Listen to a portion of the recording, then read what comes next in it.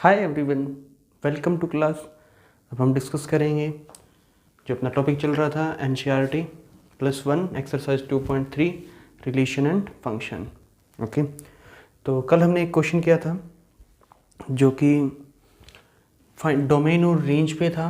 हमारा क्वेश्चन था first part में, क्वेश्चन नंबर 2 का ही फर्स्ट पार्ट था f(x) = mod x minus of mod x। हमने डिस्कस किया था इसकी डोमेन क्या होगी, इसकी रेंज क्या होगी, सब कुछ यहाँ डिस्कस किया था। अब ये अपना क्वेश्चन है, क्वेश्चन नंबर 2 का सेकंड पार्ट कहता है find the domain and range of f(x) = (9 - x²). तो इसकी डोमेन और रेंज कैसे निकालेंगे? देखो बच्चों, डोमेन क्या होता है मैं दोबारा बता देता हूँ। डोमेन वो वैल्यू होती है एक सेट A से एक सेट B पे। ये डोमेन यहाँ पे होते हैं 1 2 3 जो भी हम रख रहे थे एग्जाम्पल में। तो उन वैल्यूज़ को डोमेन बोलते हैं जिनको फंक्शन में पुट करें तो जो ओवरऑल आंसर आएगा, जो ओवरऑल अपना आंसर आएगा वो इस B के अंदर ही आए, B के अंदर ही आए। अब आप कहेंगे सर इसमें तो A भी गिवन नहीं है, सेट A और सेट B दोनों ही गिवन नहीं है, दोनों ही फाउंड आउट करने हैं। तो मैं आपको बता दूं कि D जो होगा वो मैक्सिमम बड़े से बड़ा क्या हो सकता है, रियल नंबर R का सेट हो सकता है। ठीक है, इससे बाहर भी नहीं जाएगा because we are in real valued function. जितने भी फंक्शन हम कर रहे हैं वो रियल वैल्यूड हैं। तो B की जो बड़ी सी बड़ी वैल्यू हो सकती है वो R हो सकती है। सिमिलरली A की बड़ी से बड़ी वैल्यू जो होगी वो R होगी। ठीक है, यानी डोमेन बड़ी से बड़ी R हो सकती है, रेंज भी बड़ी से बड़ी R हो सकती है। अब हमें ये देखना है बच्चों कि वो सारी एलिमेंट्स या वो सारी वैल्यू निकालें, इसमें पुट करें x में, जिससे ये R से बाहर ना चले जाए। R से बाहर मीन्स R से बाहर कौन है, कॉम्प्लेक्स नंबर। जैसे नो रियल रूट पढ़ा होगा आपने, क्वाड्रेटिक इक्वेशन के सॉल्यूशन निकाले थे, p² - 4ac < 0। तो जो आपकी वैल्यू आ रही थी वो आ रही थी कॉम्प्लेक्स। तो मैं ये कहना चाहता हूँ कि डोमेन फाइंड आउट करना है इस फंक्शन का। इसका मतलब आपको वो वैल्यू निकालनी है x की जिससे ये R से बाहर ना जाए। ठीक है, R से छोटी हो सकती है वो अलग बात है, बट R से बाहर ना जाए। यानी मुझे क्या करना है, 9 - x² को पॉजिटिव रखना है बिकॉज अंडर रूट में नेगेटिव आते ही, अंडर रूट या कोई भी फ्रैक्शन में पावर नेगेटिव आते ही ये कॉम्प्लेक्स बन जाता है। ठीक है, तो वो रियल से बड़ा सेट है, कॉम्प्लेक्स नंबर का सेट रियल से बड़ा, तो रियल से बाहर नहीं जाना चाहिए। तो मुझे ये आइडिया हुआ कि यहाँ वैल्यू निकालने के लिए मुझे यहाँ पे क्या करना होगा, डोमेन फाइंड आउट करने के लिए जो 9 - x² है उसको क्या रखना होगा, पॉजिटिव, बिकॉज रियल वैल्यू ही आनी चाहिए आंसर में, क्योंकि नेगेटिव आते ही वो क्या हो जाएगा, कॉम्प्लेक्स नंबर। तो 9 - x² को पॉजिटिव यानी 9 लिख सकते हैं आप नोटबुक में, to find domain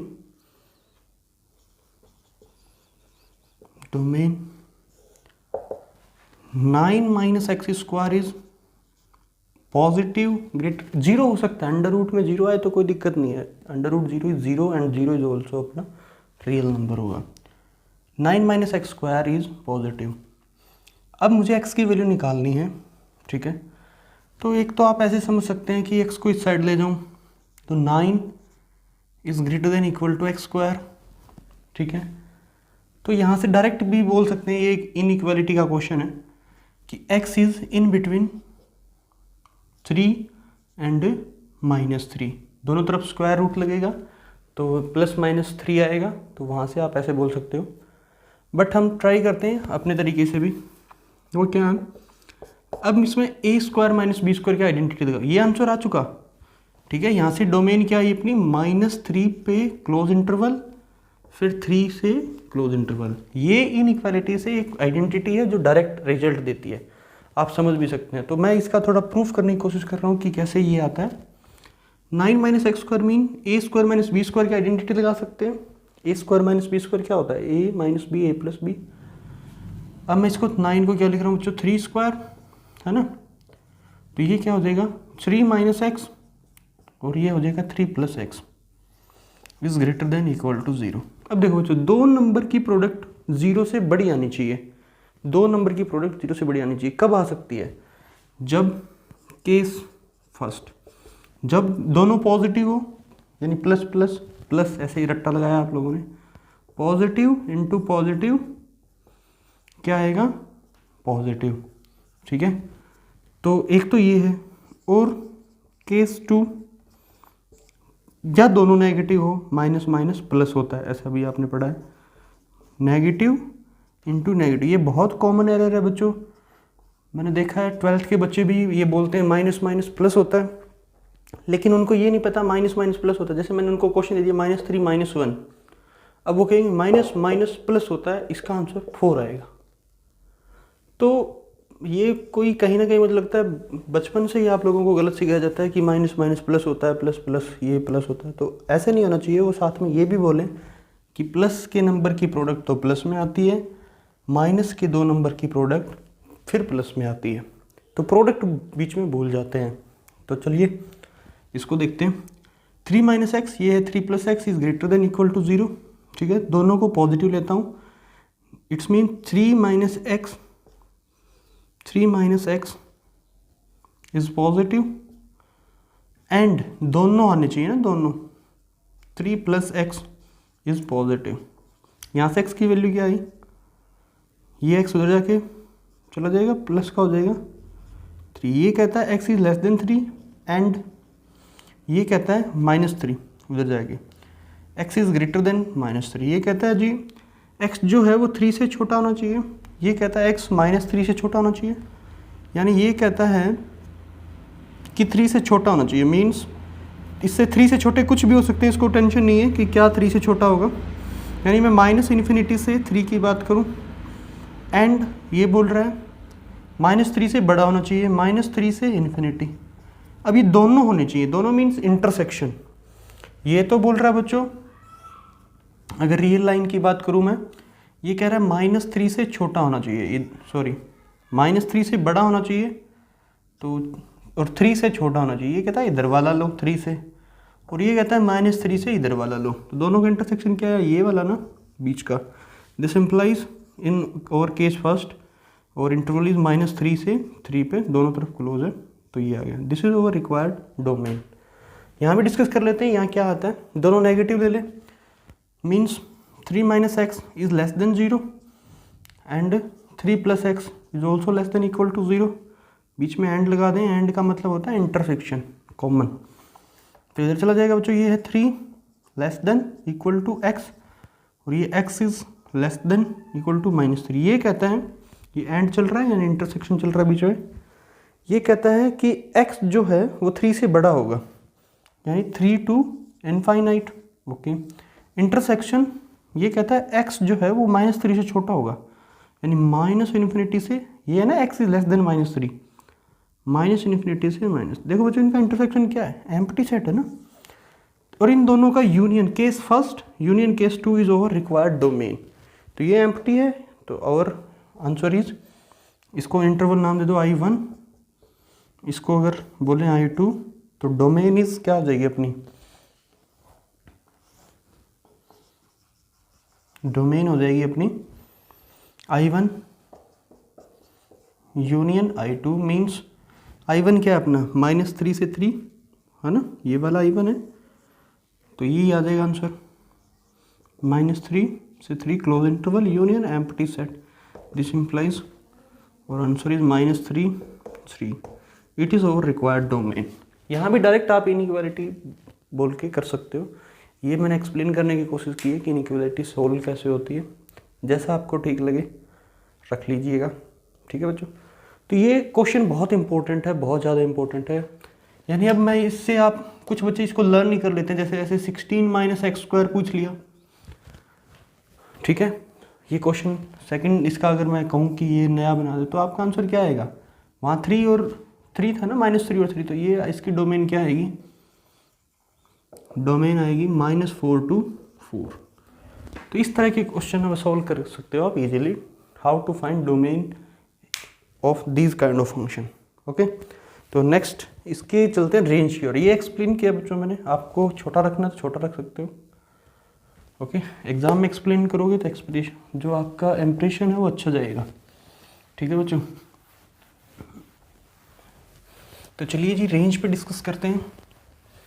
inequality solve करने में थोड़ा सा अजीब है, लेकिन वो एक रिजल्ट बहुत अच्छा सा निकाल के देती है, इनइक्वालिटी पक्का रिजल्ट देती है, सस्पेंस नहीं होता। वहाँ सस्पेंस था कि वो फॉर्मूला सही है या गलत, बट इनइक्वालिटी हमेशा सही देती है सॉल्व करें तो। नाउ रेंज, रेंज क्या आएगी बच्चों?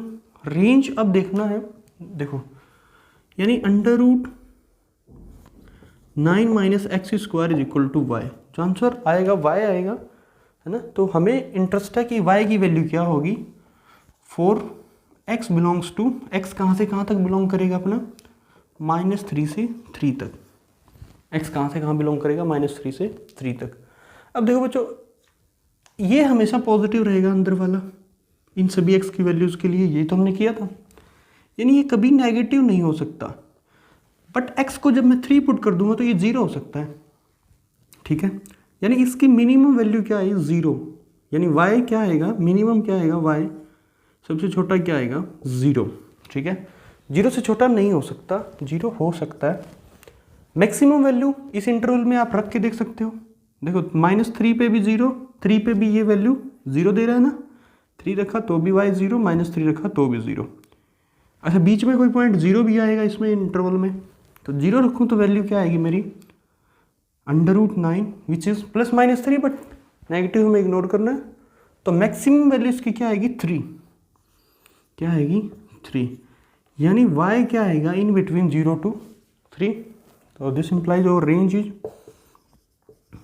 रेंज सेट क्या आ जाएगा, 0 to 3। डोमेन क्या आई थी अपनी, डोमेन आई थी -3 to 3। आई होप आपको ये समझ में आया होगा, दोबारा वीडियो को देखें, अच्छे से समझ में आ जाएगा। तो चलिए जी नेक्स्ट क्वेश्चन की ओर मूव करते हैं। नेक्स्ट क्वेश्चन बहुत इजी है अब, ठीक है। क्वेश्चन नंबर 3, ये इजी है, मैं एक ही करवाऊंगा 3, 4, 5 में, ठीक है। चलो 5 करवा देता हूँ, उसमें रेंज निकालनी है। 3 और 4 में कुछ नहीं है बच्चों, तो करते हैं। क्वेश्चन नंबर 3, एक्सरसाइज वही अपनी 2.3, ठीक है। तो चलिए जी देखते हैं क्वेश्चन नंबर 3 क्या कहता है। देखो बच्चों, a function f is defined f of x is equal to 2x + 5। एक function f of x define किया इसने 2x - 5, सॉरी, कहता है f of 0, f of 7 and f of -3 निकालिए। ये क्या मजाक है, बहुत इजी है। f ऑफ 0 पूछ रहा है क्या, पहले f ऑफ 0 निकालना है, मतलब x की जगह आपको क्या पुट करना होगा, 0 × 2 × 0 -5, your answer is -5। That's it, it's our first part complete. Similarly second part में f ऑफ 7 पूछ रहा है, ये वैल्यू देखो बच्चों, मैं आपको ये बता रहा हूँ, 7 आप कैलकुलेट कर लेंगे, 2 × 7 - 5। मैं आपको बता रहा हूँ f of x is equal to ऐसे दे दिया ना, तो x को जो मर्जी बोले वो, तो जहाँ जहाँ x है उसकी वैल्यू इससे रिप्लेस कर दीजिए। जैसे मान लो अगर ये पूछ ले f ऑफ sin x पूछ ले हमसे, तो जहाँ जहाँ x है उसको sin से रिप्लेस कर दीजिएगा, 2 × sin x - 5, ठीक है। ये होता है, वैल्यू पुट करके चाहता है हमसे 0 पे वैल्यू क्या होगी, 7 पे क्या होगी, तो कैलकुलेट करके आप इजीली बता सकते हैं।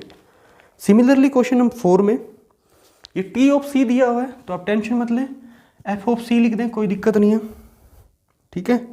टेम्परेचर डिग्री और सेल्सियस में रिलेशन है, ये 9C5, ये आपने पढ़ा होगा 9th क्लास में, ये एक रिलेशन है। चलो कोई बात नहीं, हमें उससे इंटरेस्ट नहीं है, ये फंक्शन है अपने लिए।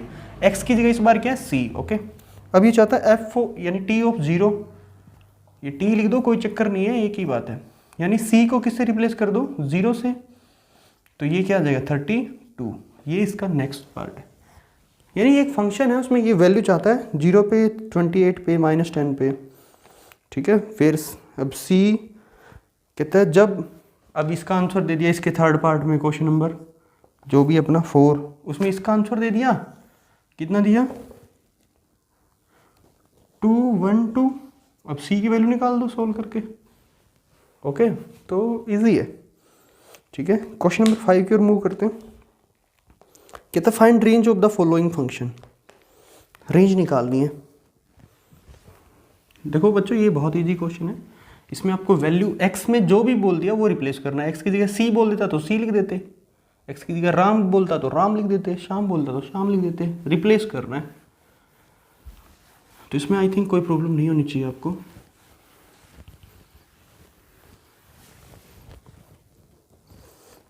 ठीक है, question number 5, find the range of the following function. Question number 5 का फर्स्ट पार्ट रेंज निकालना है। F of x is equal to y 2 - 3x। रेंज निकालने के लिए मैं इसको जूम कर लेता हूँ y के इक्वल। अच्छा इसकी डोमेन क्या होगी, ये आपसे क्वेश्चन है, बताएं डोमेन इसकी निकालें। ठीक है, डोमेन क्या होगी, वैसे ये एक इक्वेशन है लाइन की, स्ट्रेट लाइन की, तो डोमेन आप देखें क्या होगी। 2 - x को क्या पुट करूंगा y, अब मुझे y की वैल्यू निकालनी है। ठीक है, तो ये इधर चला जाएगा बच्चों, -3x y -2, ये माइनस उधर जाएगा तो ये क्या हो जाएगा x 2 - y/3। ठीक है, 2 - y/3। अच्छा x की वैल्यू क्या रख सकता हूँ मैं, यानी डोमेन इसकी क्या होगी वो आपको देखना है, फिर उसके कोरस्पॉन्डिंग y आते जाएंगे। अच्छा अगर मैं x को 0 रख दूं तो y क्या आएगा 2। ठीक है, तो ये x और y में एक लीनियर इक्वेशन ही है, तो आपको टेंशन नहीं लेनी, जो x रखेंगे उसके कोरस्पॉन्डिंग y आता जाएगा। तो आप इसमें क्या बोल सकते हो बताओ, जो मर्जी आप रखो इसमें से कुछ ना कुछ आता जाएगा ना। अब मैं आपको ये क्वेश्चन ही मेरे को सॉल्व करना पड़ेगा, क्योंकि डोमेन इसकी क्या मान ली मैंने, मान क्या ली, ये रियल लाइन की डोमेन क्या होती है पूरी R। ठीक है, रियल लाइन की डोमेन क्या होती है पूरी R होती है। तो इसमें अगर मैं वैल्यू रखूं, अच्छा इसने डोमेन दी हुई है साथ में, सॉरी इसने डोमेन दी हुई है, कहता है x is greater then 0, find नहीं करनी, इसने साफ साफ दिया हुआ है साथ में x बिलोंग्स टू R और साथ में x पे रिस्ट्रिक्शन है x is greater then 0। Okay, तो x को 0 से बड़ा रखना है, यानी इसका आंसर क्या आना चाहिए पॉजिटिव। सिंपल सी बात, पॉजिटिव कब आएगा, जब 2 - y पॉजिटिव होगा, y को उधर ले जाओ, है ना। इसका मतलब क्या है, y is less then 2, y is less then 2 means 2 से छोटा होना चाहिए और इक्वल भी हो सकता है, तो ये आ जाएगी आपकी रेंज। ओके, अगर इसने R बोल दिया होता तो पूरी R ही रेंज आ जाती, बट इसने कहा कि x is greater then 0, x को हमेशा पॉजिटिव रखना है। तो पॉजिटिव कब होगा, जब ये वाला पॉजिटिव होगा, बिकॉज 3 इज पॉजिटिव, टेंशन ही नहीं इसकी, तो ये वाला पॉजिटिव रखना है। तो वो कब आएगा, मैंने रख के देखा तो 2 से लेस की वैल्यू के लिए पॉजिटिव, इसका मतलब रेंज ही आ जाएगी। ठीक है, इसका सेकंड पार्ट भी कर लेते हैं जल्दी से। इसका second part question number 5 second part, f of x is equal to दिया हुआ है x² + 2 वही डोमेन इसकी क्या होगी R होगी पूरी। ठीक है, जिसको डोमेन फाइंड आउट करने में टेंशन है वो कमेंट करके बताएं, दोबारा बता दूंगा। वैसे इसने साफ साफ दे भी रखा है x इज रियल, यानी x को बोल रखा है रियल, तो यहाँ डोमेन नहीं निकालनी है आपको। x² + 2 को क्या पुट कर लेंगे y। ठीक है, x की वैल्यू निकालेंगे in term of y, y - 2 x², तो x की वैल्यू क्या है √y - 2। अब y को मुझे क्या रखना पड़ेगा कि x रियल आ जाए। अब y नेगेटिव, अंदर वाला नेगेटिव होगा तो x इमेजिनरी आ जाएगा, ये कहता है x क्या आना चाहिए रियल आना चाहिए, तो इसका मतलब ये मुझे पॉजिटिव रखना है x को रियल लाने के लिए। तो y - 2 को क्या रखना है positive, y is greater then 2, y is greater then 2, equal भी हो सकता है, क्या दिक्कत आया 0 पे, तो इसका मतलब y 2 से बड़ा, तो और रेंज इज 2 से इनफाइनाइट। ओके, ये आ गई रेंज। ओके, आई होप आपको ये वीडियो समझ में, ये क्वेश्चन अच्छे से समझ में आए होंगे। वीडियोस को दोबारा देख लें जिनको क्वेश्चन में प्रॉब्लम है। तो थैंक यू, मिलते हैं नेक्स्ट क्लास में।